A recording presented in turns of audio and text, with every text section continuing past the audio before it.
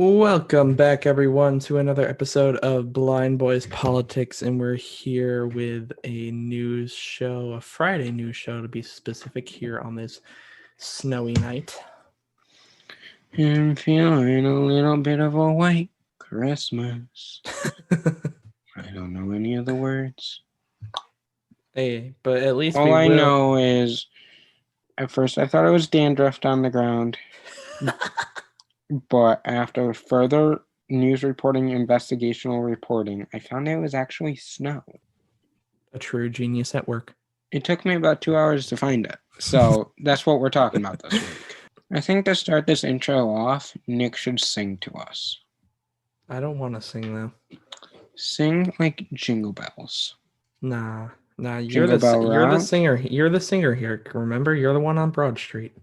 I know, but my brain is just so dead right now. I can't even think of the words to Jingle Bell Rock. Oh, how sad. I'm on like Broadway Boulevard Broadway Boulevard. instead of Broad Street or Broad Street. Oh god, Broadway Street. No, it's Broad Street. You had it right. See, told you I was mentally fried. Yeah, and physically. Well, you've had a long day. Long day. I really think you should be singing to us because I can't think of any of the words to Jingle Bell Rock, which is really telling you something. I'll sing for you one day, but today is not that day. Can you at least remind me some of the lyrics because I literally can't think of them? Well, obviously it's Jingle Bell, Jingle Bell, Jingle Bell Rock. It's a swell time to go riding in a one-horse sleigh. It's a swell time. Time to go go riding in a one-horse sleigh. I messed up the words. Well, we'll sing the save later. Yeah. Nick, the wonderful Nick Rod. Yeah. He screwed up everyone. Sir, come on now. Team effort. Team effort. I do apologize immensely for Nick's, definitely not mine, mistake. Yeah, okay. There was a tiny little mistake made. Excuse me. You know what? Let's just roll the clip. Yeah. The National Defense Authorization Act, or NDAA, also passed through the House. The vote for that was 355 to 78. Now, that does not include the repeal of Section 230, and it does not remove the order of renaming the military bases named after Confederate leaders. If you remember correctly, President Trump said he would veto it if he did not get those two things included that Nick just mentioned, but he did sign it and it was pushed through. Well, so I was wrong, but it was really Nick was wrong, but it was really me wrong that he didn't actually sign the NDAA. It's actually just sitting on his desk waiting for him to sign, and he has until 23rd to sign that. Whether he signs that or not, there's a rumor on the street that he is going to veto it, but nothing's been confirmed or denied. As soon as he signs it or vetoes it, we'll let you know. Exactly. But that's about it. As far as that goes, we do apologize for the mistake.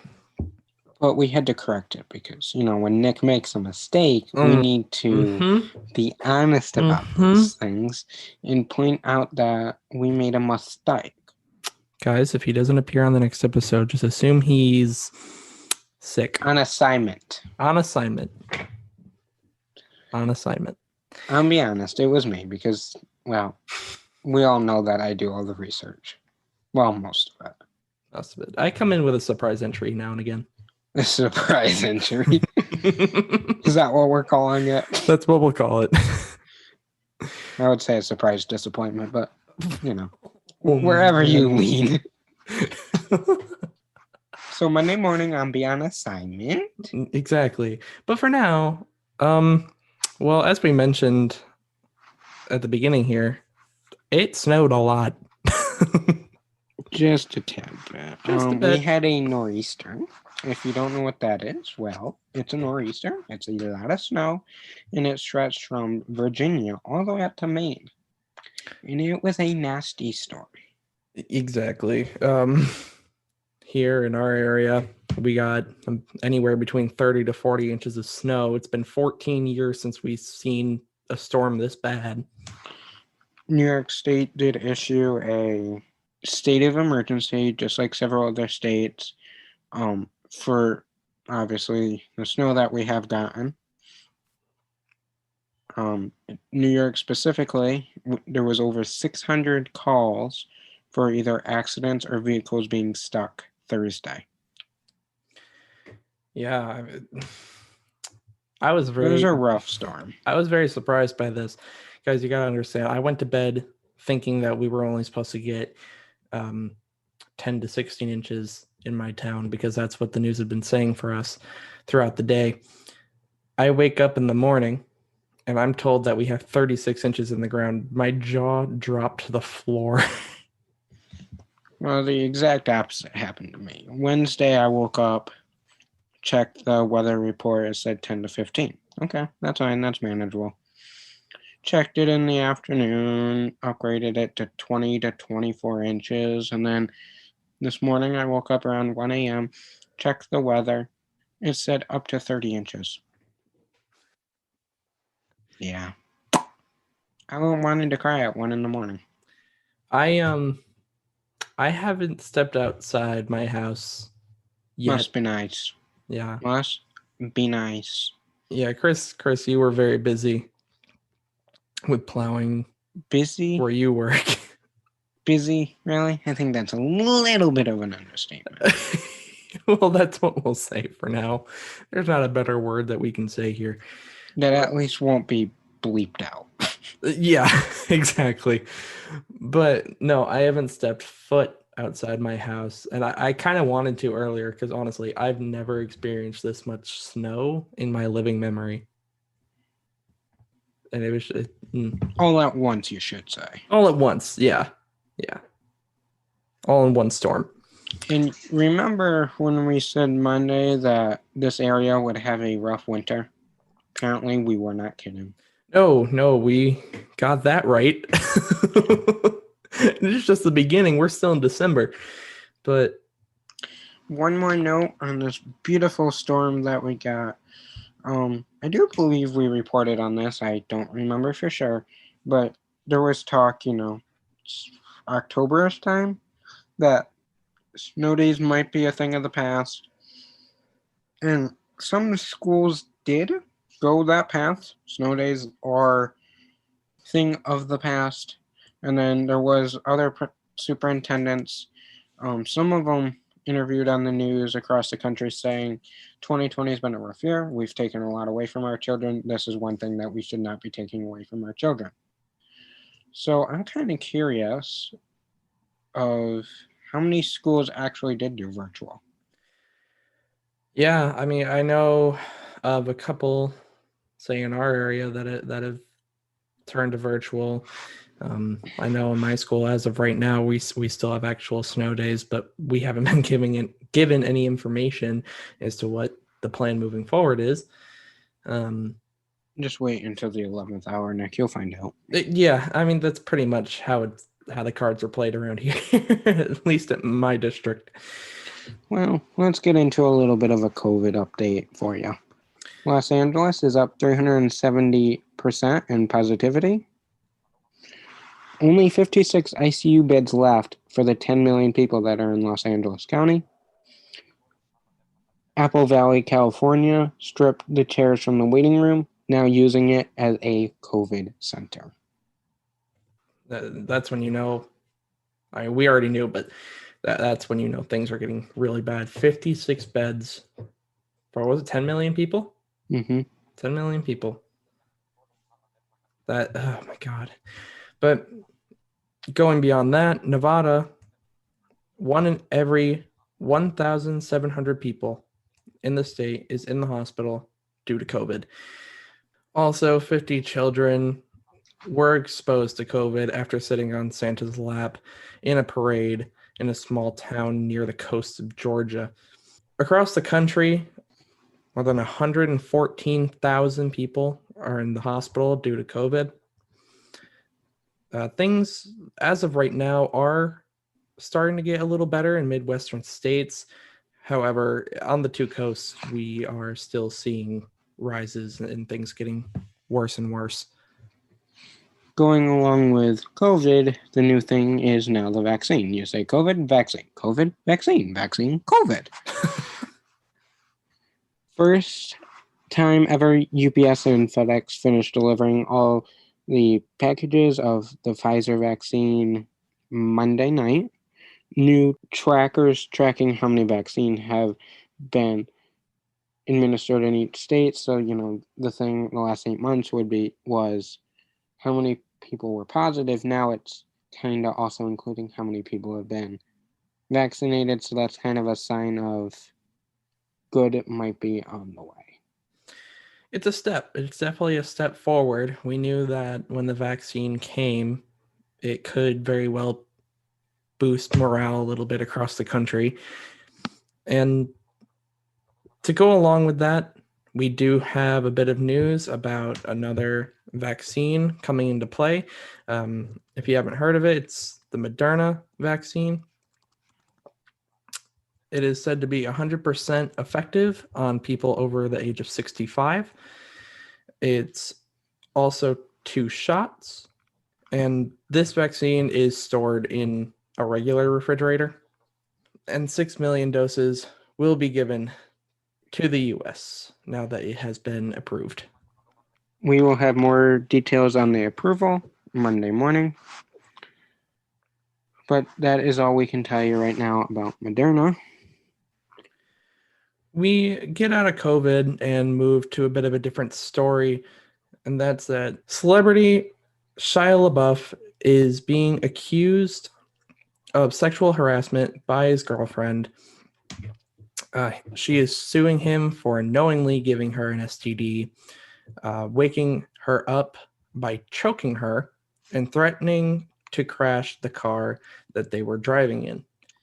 She is a pretty famous musician who won awards. She says she has a strong support system. She said she wanted to come forward to raise awareness of tactics abusers use to control their victim. She's not the first girlfriend that Shia has had problems with, and he was actually asked about it in the New York Times, and his response was that he has no excuse for his alcoholism and his anger problems. Do you remember, Nick, a couple weeks ago when we talked about an oil line pipeline? Yes, it was actually a pretty big story. Yeah, well, Saturday there was a protest in Memphis, Tennessee. The oil company wanted to build a pipeline through multiple all-black neighborhoods, including a historical neighborhood of houses that were built out of old train boxes that were built by former slaves. One of the companies involved in this situation has already admitted that they found arsenic in at least one of the water wells, 300 times worse than the safety limit for drinking water. Now, there was a shooting at an anti-Trump rally. Trump supporters and anti-Trump supporters fought on the streets in Washington State. In Washington, D.C., 4 people were stabbed and are in critical condition in the hospital. Along with that, 3 police officers were hospitalized. The Proud Boys were also arrested after attacking Black Lives Matter protesters. Now, what we want to tell you guys is that this is not the start of a civil war. There's no reason to panic, no reason to worry. This is just a small number of people, small groups that just are getting into these brawls and breaking the peace, but it's not a civil war. Can I say something? Of course. Everyone, take a deep breath. In and out. Do you feel better, Nick? Not a civil war. Everything is going to be A-okay. It's going to be fine. But that's all we have as far as information goes about the protest and the shooting and all of those things going on. But we move forward, and a pretty big story is that the Cleveland Indians have confirmed that they are going to be changing their name and dropping the name of Indians. This comes after years of protest for them to change their name, and they did tell reporters, as I've said, that they will be changing it. Native Americans were actually protesting the name at the team home opener for each spring for years. Now, we don't know the new name yet. It hasn't been released.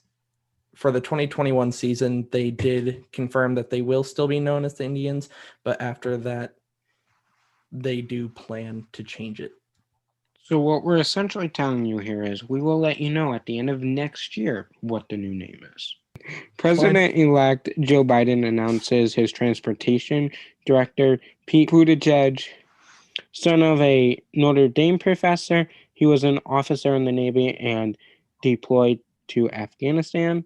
As mayor of South Bend, he stopped a fake abortion clinic next to a real one right across the street. Brought in some business people to build more housing to fight the city's homeless crisis, and also gave money to poor people to make their homes more energy efficient. He is also married to a teacher who was once homeless. The way these two met was on a dating app, and they also have 2 dogs, which I have seen a picture of these 2 dogs. I would be lying if I said I didn't think about kidnapping them. But I say dog napping. Pets are always great.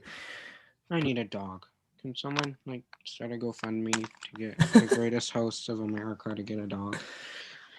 You really want that dog, huh?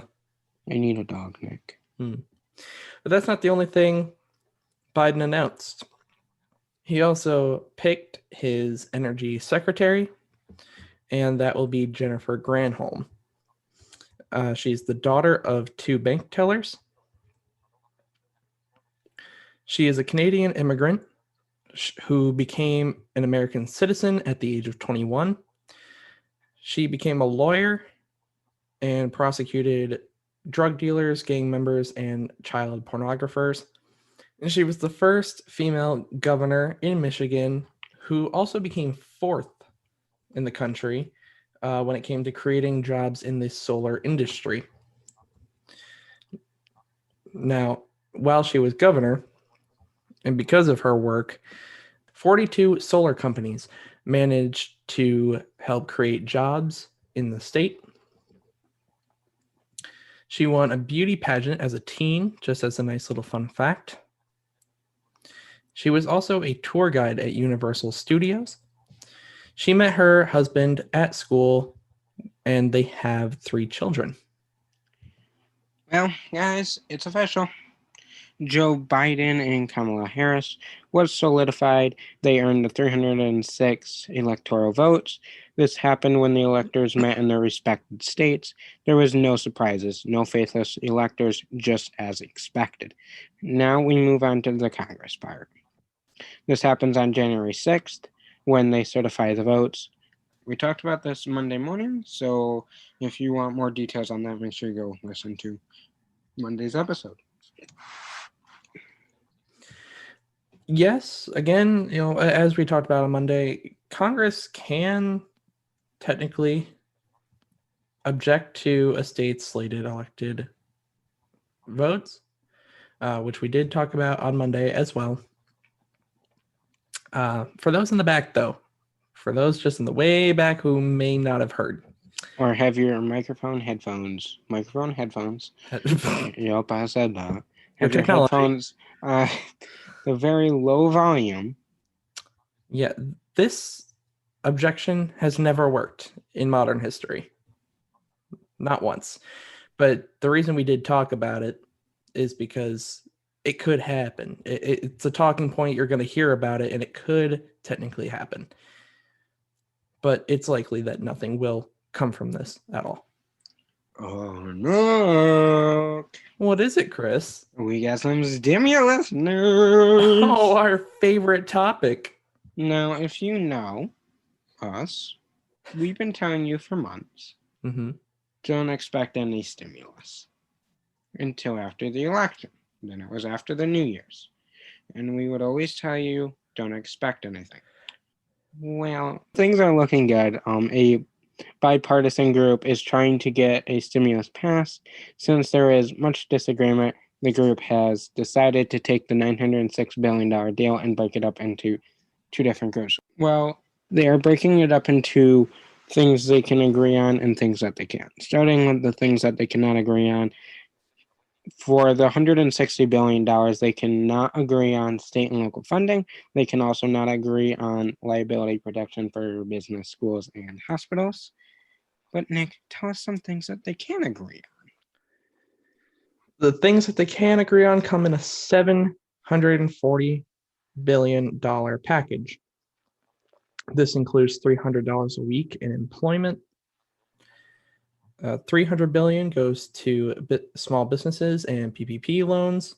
This also includes a renter moratorium through January of 2021. It would also enable a student loan freeze until April of 2021. And it would also give money towards vaccine distribution. Hold up. Hold the phone, Nick. Hold the phone. Now, if we would have recorded this the normal day that we recorded this, we wouldn't have been able to tell you that they are now considering putting a between $600 to $700 stimulus check in your pocket. Whoa. This happened late Tuesday night, their second meeting of the day, Tuesday, and news has spread that they are talking and negotiating on a stimulus check that is between $600 and $700. All right, that's definitely a huge step forward, considering what we had been hearing for a while now is that there would be a check. And there's even more great news with this. Yes. This is the first time that they met in person in the same room in months. And then even greater news, Nick. Goes beyond that, doesn't it? Yes, it does. Senate Majority Leader Mitch McConnell said no one is going home until a deal is made. Now, this might not mean anything to you, but journalists that have been in the business for over 20 years have said that Mitch McConnell saying no one goes home until a deal is met is a really good sign. It's definitely an improvement on everything we've seen up until now. So it definitely has an encouraging sign about it. And at the time, nothing has happened just yet. There haven't been any statements coming out from there about anything finalized. But if you follow us on Twitter at blindboypolitic, and the link will be in the show notes, if you follow us over there on Twitter, then you will know as soon as humanly possible. We will be tweeting it out as soon as we know. Alrighty, Nick, let's get into some rapid news.